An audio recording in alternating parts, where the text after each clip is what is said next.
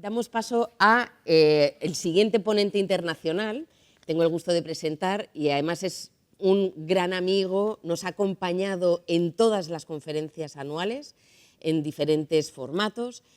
Esperábamos tenerle presencial, pero desgraciadamente por problemas en el transporte ayer no puede estar presencialmente y aún así, como es incansable en su participación y en su contribución, lo va a hacer por Zoom para poder dar también una presentación sobre la dimensión europea, sobre la sostenibilidad ambiental, y por ello quiero dar la bienvenida a través de conexión a nuestro gran amigo Joao. Buenos días, Joao, un gran aplauso.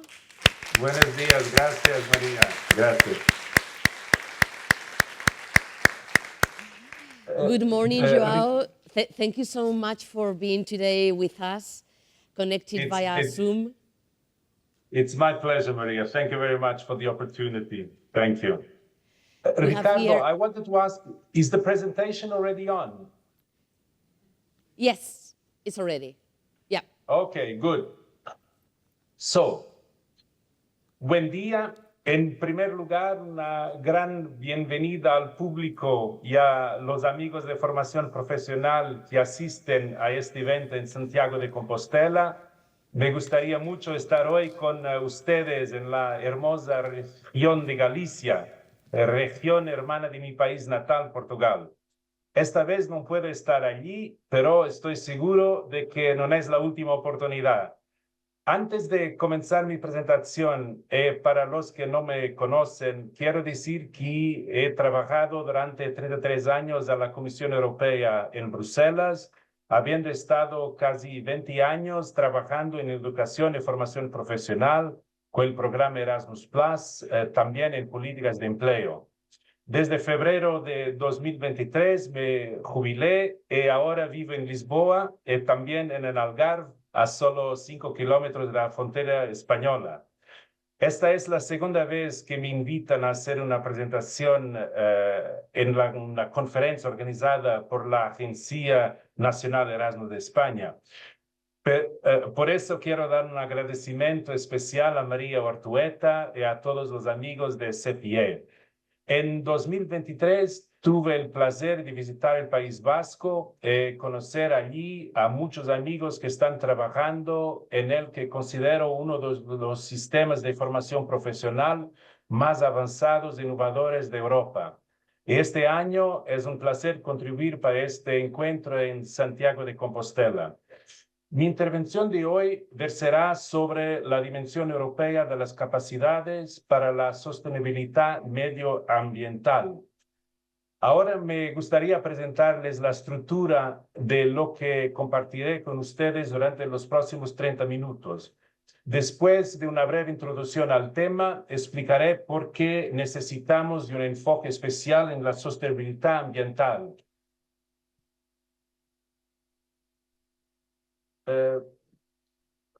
Luego cubriré brevemente lo siguiente: los objetivos de desarrollo sostenible de la ONU, la agenda política de la Unión Europea sobre sostenibilidad medioambiental, ejemplos de recursos de orientación y apoyo para instituciones de formación profesional y finalmente algunas conclusiones sobre mi presentación.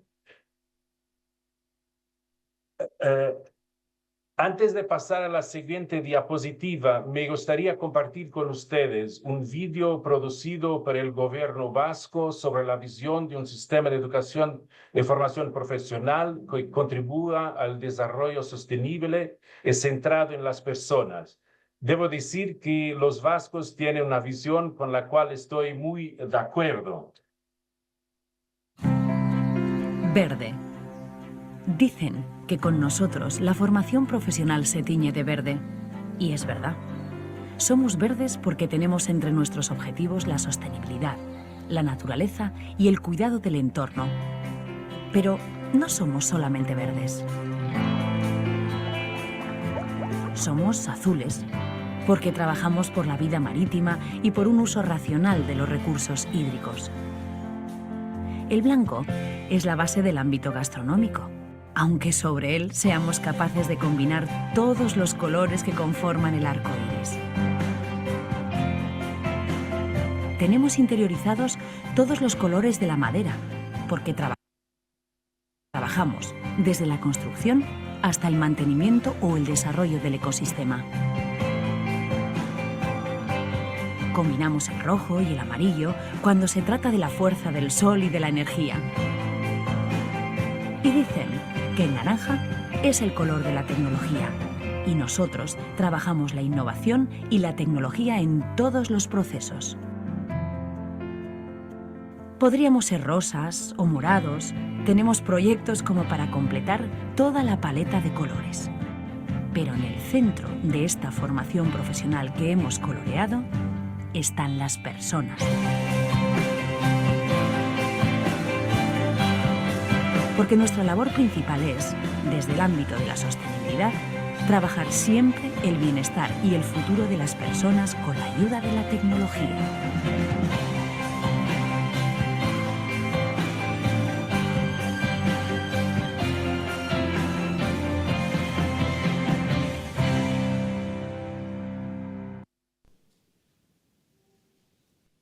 Lo siento, pero tendré que hacer el resto de mi presentación en inglés porque mis habilidades en el idioma español están lejos de ser ideales.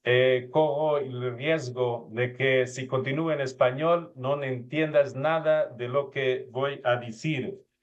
So, Maria and friends in Santiago de Compostela, I would like to start by explaining why environmental sustainability and climate change are so important.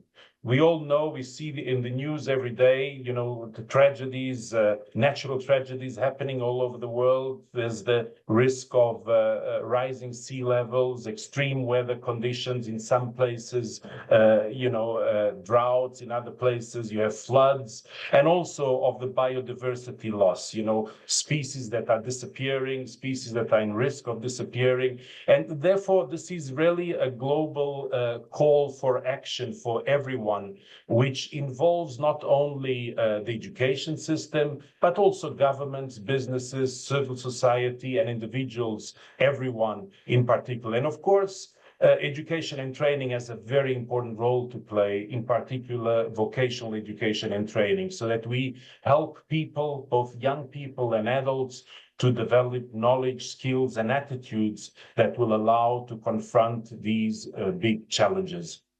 And when we're talking about environmental sustainability, it is very important that we are clear what we are meaning by this. In fact, what we mean is use the present, so live the present, but without compromising future generations, to make sure that our impact on climate change is as minimal as possible, to make sure that we don't deplete resources, be it oil, raw materials, resources in general, so that we use them today to live decent lives, but we don't put in question what will be the future generations in terms of resources. And of course, the biodiversity loss, which is, you know, many species have disappeared, some because of natural reasons, other because of human action. And we should, when we're talking about sustainability, ensure that we minimize or eliminate any kind of biodiversity loss.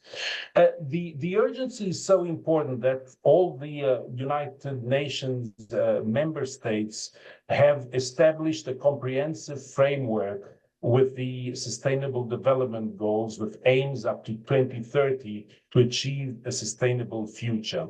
This requires a holistic approach. It's not only one sector or one specific action, it's really a combination of 17 goals, where the goal number 13 is specifically devoted to climate action, but it is important to see that climate action really is not only about goal number 13, but it involves other goals like the Sustainable Development Goals number 7, sustainable energy for all, sustainable cities, and of course, I would say that the goal number 4 of education, on quality education, also plays an important role, because this is where we can provide people with the skills and the attitudes to be an active participant in achieving the Sustainable Development Goals. Now, going into the EU policy agenda for environmental sustainability, I know there will be another colleague of mine of the European Commission speaking about this, so I'll not spend too much of your time on it, but to say that the European Green Deal is a comprehensive roadmap for sustainable development in Europe. And the Green Deal is not seen as something negative, but really as an opportunity to redefine our economy, to achieve a different sustainable development model that does not require so much the reliance on resources, but has a sustainable a way of going ahead. It has the key objectives, of course, of climate neutrality by 2050. This is a very, very big challenge. And it has very ambitious targets as well of reducing greenhouse gas emissions, of increasing renewable energy share, improving energy efficiency. And the European Commission, what at the European level we are doing together with the member states is not only setting up the legislative measures that are necessary to achieve these objectives, but also provide substantial funding to the member states to make sure that they have the means to achieve these targets. You will see that in all the slides at the end, I try to put a link where you can find more information on any of these elements that I will be covering. Unfortunately, I cannot be too long on each of these, give you too much detail, but you'll see that if you are interested, you can get more information.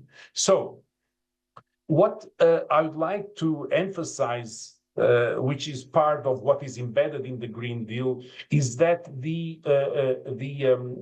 achieving sustainable development should not be seen as something negative that brings more pressure into society, that reduces employment. Of course, when we are in a transition phase, economic transition phase, it's always been like that in history. When you are in a transition, there are always changes. And of course, there will be jobs that will be lost. If we try to close down certain industries which are very pollutant, very energy intensive, of course there are jobs that are lost, but there are also big opportunities of job gains. And what you see in that slide is something which was not the Commission that did, but the International Labour Organization that calculated the potential of job creation in the circular economy scenario for 2030, so related to the Sustainable Development Goals as well. And the conclusion they achieved is that even if it is true that there will be significant job losses, net there will be job creation.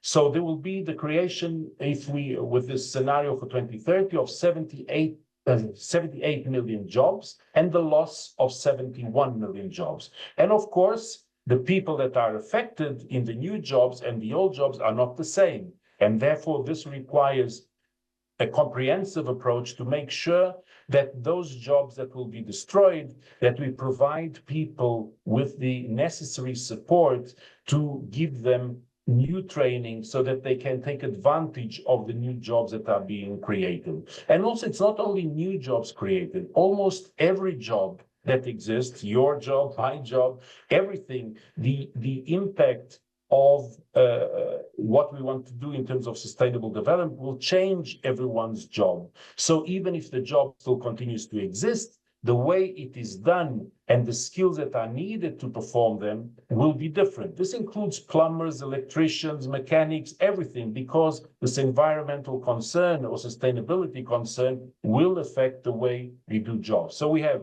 job destruction, job creation, and we have job transformation as well. And vocational education and training has to be prepared to support that. And in fact, the slide shows you that in the scenario built by the International Labour Organization, they try to identify in terms of skills level. So low skill level, people without qualifications, medium skill occupations, which are mainly those that are supported by vocational education and training, and high-skilled occupations, which are basically those of high education. But where you see the biggest transformation is in the middle the medium skill occupations. So those that are the focus of vocational education and training. And here we see that there will be a loss of almost 44 million jobs of medium skill occupations and the creation of 52 million new jobs. This means that VET has to be prepared to help people in this transition.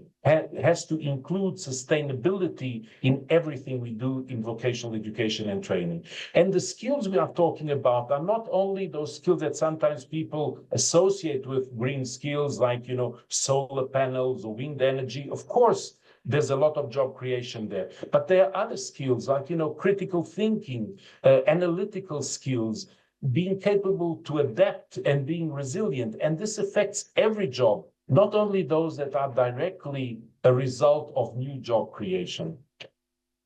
Now, in terms of green skills, I'm sure you all know about this, but CEDEFOP, the EU agency based in Thessaloniki in Greece, has been working a lot on green skills. And there's a lot of definitions you'll see of green skills, but I think a simple one, just for the purpose of our understanding here, to know what we are talking about, is that green skills are knowledge, abilities, values, and attitudes for a sustainable and resource-efficient society. So this is not only for one specific profession, all professions, some more than others, but all professions will be affected by this. And this includes competencies which are not only technical, but also, as I mentioned before, analytical, communication skills, critical thinking, entrepreneurial, being capable of initiating, of taking action in everything we do. Now, in terms of the EU policy support for development of green skills, we have two big areas, if you want. We have the European education area, which is focusing on the traditional education sector. So be it, school education, vocational education and training, higher education, adult learning. So the European education area encourages action for the green transition and to strengthen the sustainability competences of all learners. But this European education area is focusing essentially on the traditional education sectors. Then we have the European skills agenda that my former colleague that spoke just before me already mentioned. The European skills agenda is focusing more on adults and everything that has to do with upskilling and reskilling. So if you want these two Commission initiatives, be it the European education area, be it the European skills agenda, tries to look at the education sector, traditional education sector, but also in everything that has to do with adults upskilling and reskilling, preparing them for the green and digital transition.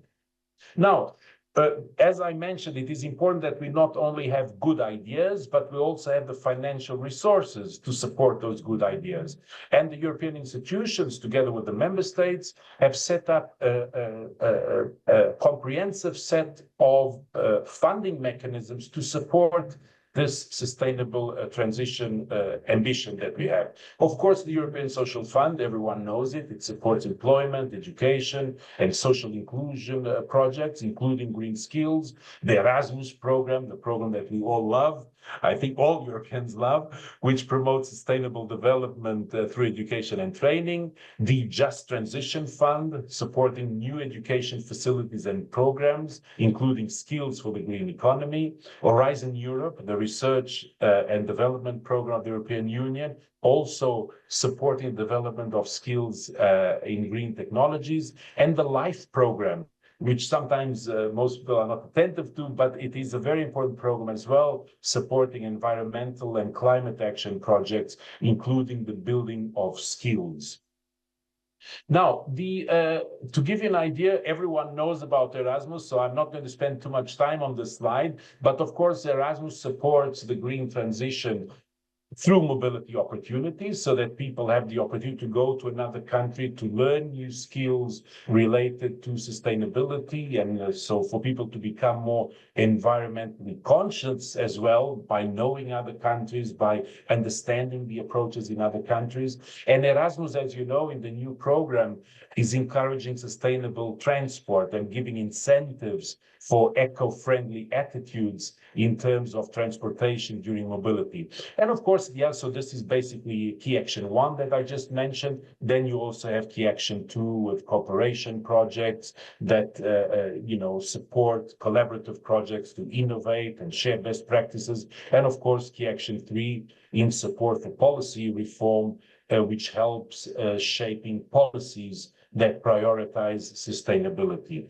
Now, if when I was preparing for this meeting, I went to the Erasmus program to see how many projects we are financing through Erasmus Plus related to sustainability. And I saw that, just in the last few years, we financed more than 2,328 projects in the area of sustainability. So it shows you Erasmus is really a program supporting sustainability in the education and training sector.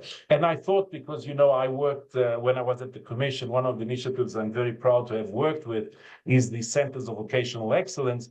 And what I thought of is here in the slide indicating just some, there are many more, but some that have a direct relation to sustainability and green skills. You've got there, I'm not going to list all of these projects, but when you receive these slides, if you just click on the title of the project, you can go to the web page of the project and you can find much more information about these projects.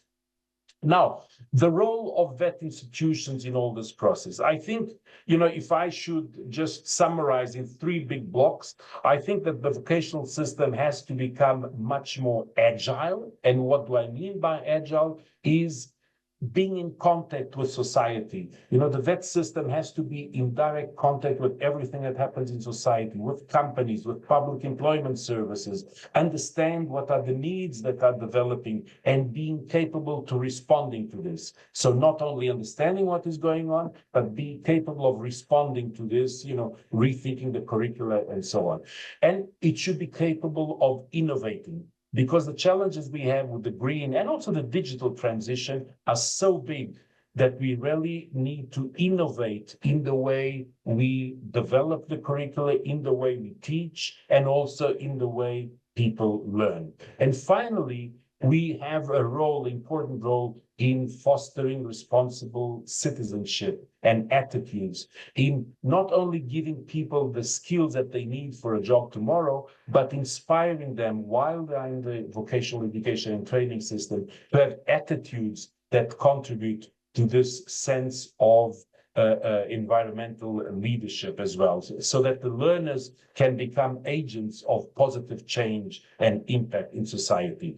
Now, I'd like to share with you, because I know the conference is also about this, how can we create capacity in the VET sector? So, if we were to leave this meeting and say, okay, what can I do when I leave this interesting conference that CPI has organized? I would say that the VET Center should develop strategic plans. We cannot, adapt and be agile if we don't have a plan, if we don't analyze, if we don't have a concrete way of going forward. So I think, all VET centers, if I can give a recommendation, is to develop a strategic plan. So formulate and implement strategic plans that prioritize sustainability. What can we do internally? What can we do externally? What can we do with the learners, the learning process? How can we do this?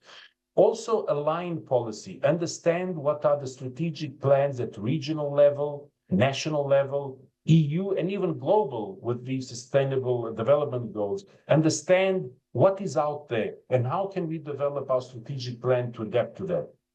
A very important element is build partnerships. We have to make sure that vocational education and training is part of society, is listening, is contributing to the change that is necessary. And for this, we need to build relations with businesses, with industry associations, with universities, local authorities, employment services.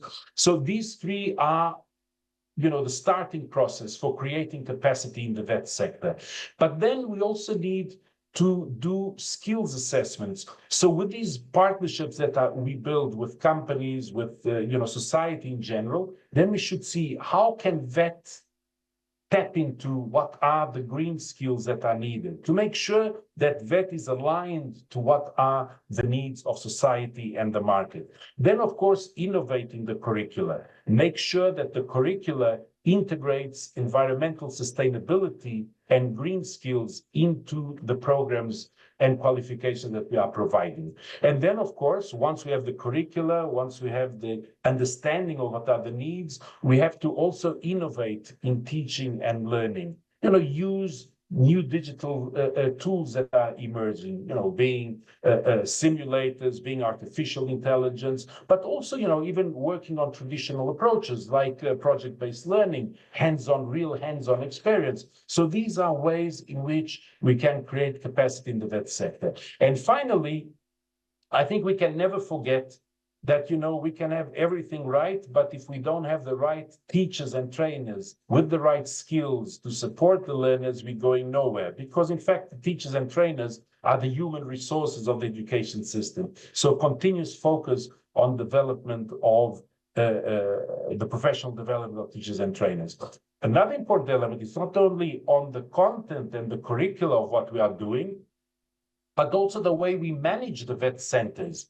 If we are energy efficient, if we are looking at, how we are managing the business of vocational training. So not only the content, but also the management of the campus. And finally, after all this process, we need a way of continuously looking at what we are doing. Are we achieving our objectives? So we develop a strategic plan, and then we have actions, and then we've got to see how are we achieving our objectives? Do we have to change something we are doing because it's not working? So this continuous improvement process to measure program effectiveness is extremely important. Having said all this, I would like to also share with you, you probably know about this, my colleagues at the European Commission, in fact, the unit where I used to be working, have published a very interesting document that you find there, which is a compendium of inspiring practices on the green transition in the vocational sector. And of course, there's examples from all over Europe, from Germany, Finland, with very interesting projects, but Spain really is at the forefront of this. You don't have to go look outside Spain. You should, because it's always good to learn from others. But Spain is doing a fantastic job. I just indicated 4 examples in the screen where you can find, inspiring practices that are being done in the vocational sector. But there are many others in this compendium. I'd really recommend that you have a look at it to see inspiring examples of how best practices in skills development can be put forward. Now, also beyond this document that I've just shared, there's a lot of information out there. UNESCO and UNEVOC, the agency based in Bonn on vocational training, have published many documents. And once again, when you get this presentation, if you just press even in PDF, if you just press any of these documents, you'll go and have a look at those documents, which provide guidance and tools for the VET centers to develop green skills. And of course, you can also count on our 2 agencies, the European Training Foundation, based in Turin, in Italy, and CEDEFOP, that are developing a lot of materials, a lot of evidence, a lot of intelligence on how we can develop the VET system for the green transition. Now, I'm finalizing my presentation. I would like to end also with a short video from, I already mentioned UNESCO, UNEVOC. One of the interesting projects they are developing is with the support of Germany, is a project called BUILD, Bridging Innovation, Learning and TVET. And this video is sort of an invitation for you to be part of this movement and talk with other vocational institutes throughout the world that are working on the green transition. So let me put this short video now.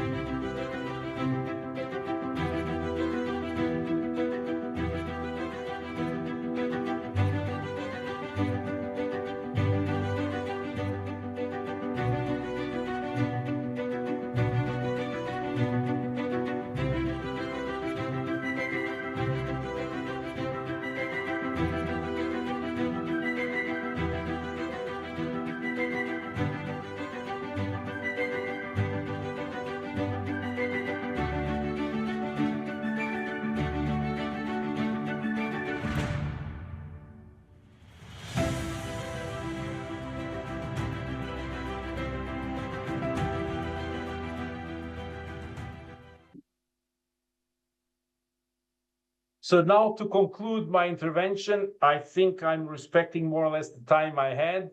So to conclude, I think the key message I wanted to pass is that environmental sustainability and climate change need concerted efforts, and vocational education and training has a crucial aspect, not only because I showed in the previous slide of International Labour Organization, the medium level skills are the ones that are going to be most affected and where we need most action in terms of skill development, and it is VET, it is all of us that are part of this, that we need to integrate sustainability in everything we do in the vocational education and training, not only in the curricula, in the qualifications, but also the way we manage our vocational centers. You know, if we are energy efficient, if we are clean, if we recycle, all these elements are important also internally for the VET system.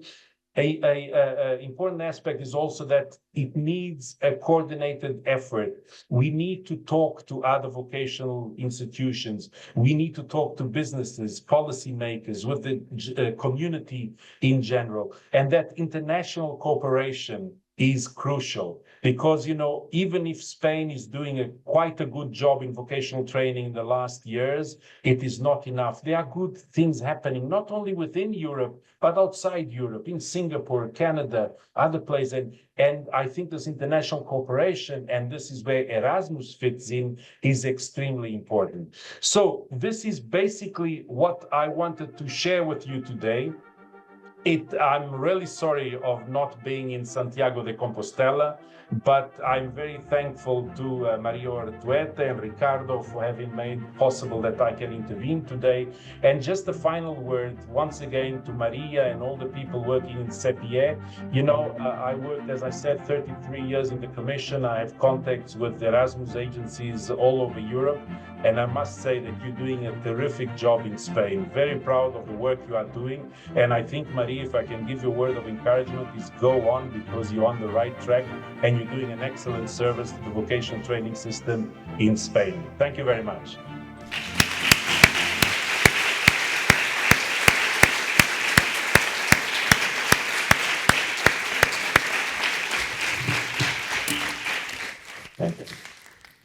Joao Santos, muchísimas gracias. No sé si me puedes ver. Can you see me? Sí, paso. Oh, great. Muchísimas gracias por tu generosidad siempre, sea en contenido, la presentación que has hecho, como por las palabras siempre espectaculares que nos dedicas y que creo que son inmerecidas. Creo que hay un gran trabajo por parte de todos los centros de formación profesional, todas las comunidades autónomas, y nosotros lo que tratamos es de aunarlas y recogerlas, poderlas ver, pero creo que el trabajo que se hace, como además has expuesto, se hacen desde centros de formación profesional, desde iniciativas que toman en serio la formación profesional y la sostenibilidad y el cuidado por el medio ambiente.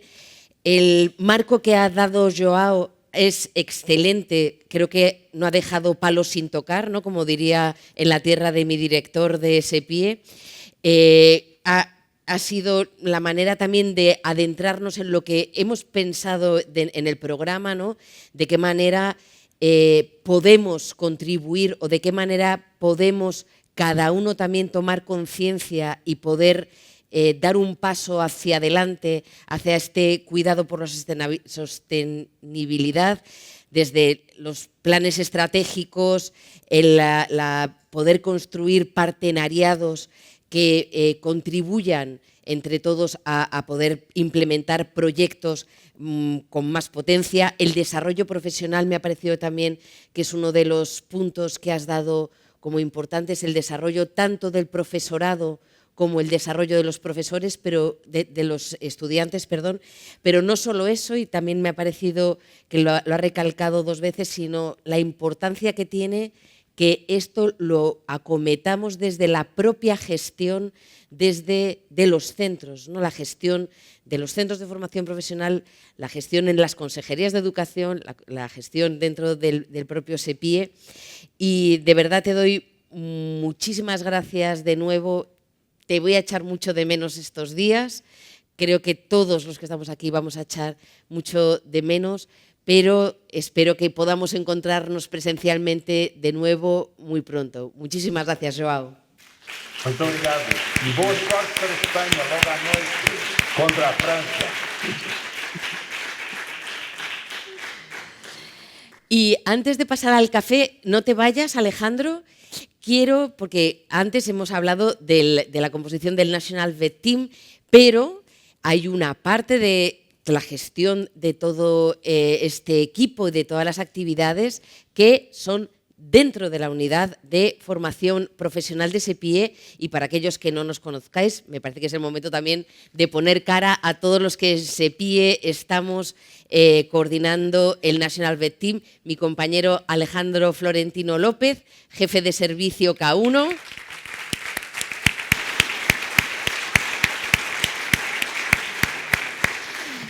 Mi gran compañera Flor Dupraz en la unidad también de formación profesional, llevando todo lo que tiene que ver con los proyectos de movilidad y gran experta antes en Mobility Tool, ahora Beneficiary Module. Flor, por favor.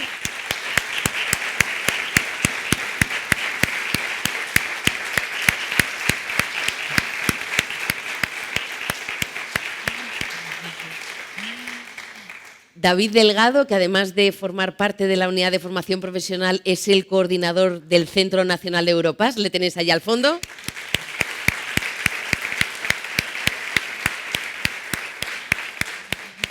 Y mi compañera Ana Díaz, ATD, parece que es recién llegada, pero ya sabe más que muchos de nosotros, en este año que lleva en la unidad de formación profesional, también en K1, y que nos acompaña también en esta ocasión. Ana.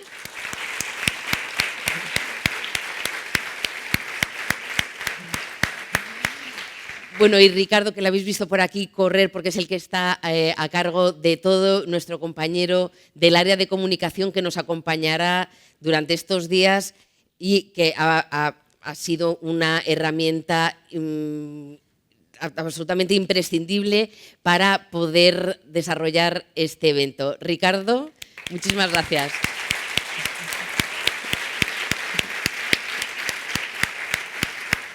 Pues ya nos conocéis a todos. Y ahora, dos pequeños avisos antes de... Pueden desconectar casi los que están en streaming, porque son dos avisos para los que estamos aquí. Bueno, el primero no, es para todos. Os he visto tomar fotografías, yo también las he tomado, por cierto, pero deciros que todas las presentaciones van a estar disponibles en la página web, que si es por tener la información, yo muchas veces es para que no se me olviden algunas cosas que las quiero tener en el momento, pero que tengáis la total seguridad de que todas las presentaciones estarán en la web a vuestra disposición. Eso, una de las cosas. A ver, que no veo. Y la otra, el segundo mensaje que os quería decir es que ahora tenemos la pausa del café y os hemos preparado unas camisetas verdes para que nos hagamos la fotografía con estas camisetas, ¿vale? Las van a repartir, hay de 3 tallas, si no me equivoco, de 4 tallas. Entonces, ahora recogemos la camiseta fuera, subimos a tomar el café y como 10 minutitos antes de que sean las 12, o sea, es decir, 12 menos 10, nos ponemos la camiseta para hacernos la foto de grupo, para las 12 en punto poder empezar también, porque estamos yendo muy bien en tiempos y sobre todo para los que nos siguen en streaming. Así que pasamos ahora al café y a recoger la camiseta. Nos vemos a las 12.